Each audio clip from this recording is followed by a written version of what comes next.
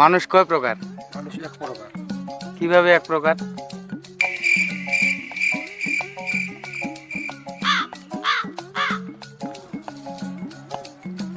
কি খবর? প্রশ্ন আছে একটা আপনার কাছে। মানুষ কয় প্রকার? দুই প্রকার। কি কি? এটা জানান না। মানুষ কয় প্রকার? মানুষ তো এক প্রকার, কিন্তু মানুষের আচরণটা বিভিন্ন প্রকার। আচ্ছা, যেমন? যেমন এক একজনের এক এক মতো ব্যবহার, কার ভালো ব্যবহার আছে, কার খারাপ ব্যবহার আছে, এরকম হয়তো। আচ্ছা, জীবনে প্রেম করেননি? প্রেম যে কি জিনিস তা জানি না।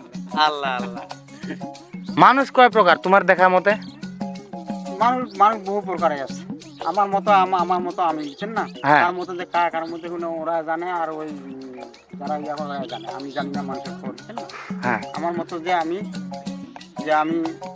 জানি যে আমি সবাই ভালো, হ্যাঁ বুঝছেন না? হ্যাঁ।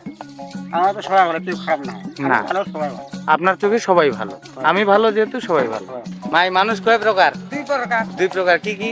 এক প্রকার হচ্ছে বিশ্বস্ত, বিশ্বস্ত। আর এক প্রকার হচ্ছে নিহারাম। নিমুখ হারাম। নিহারাম। আচ্ছা আচ্ছা। তোমার মতে মানুষ কয় প্রকার?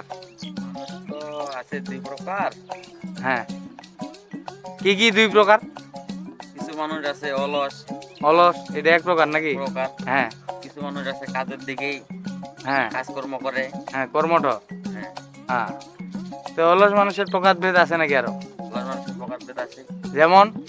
যেমন কাজকর্ম করে না, হ্যাঁ শুধু ঘুরেই বেড়ায়। হ্যাঁ। আসসালামু আলাইকুম ভাই, আপনার কাছে একটা প্রশ্ন ছিল। মানুষ কয় প্রকার আপনার মতে? কয় প্রকার? কয় প্রকার?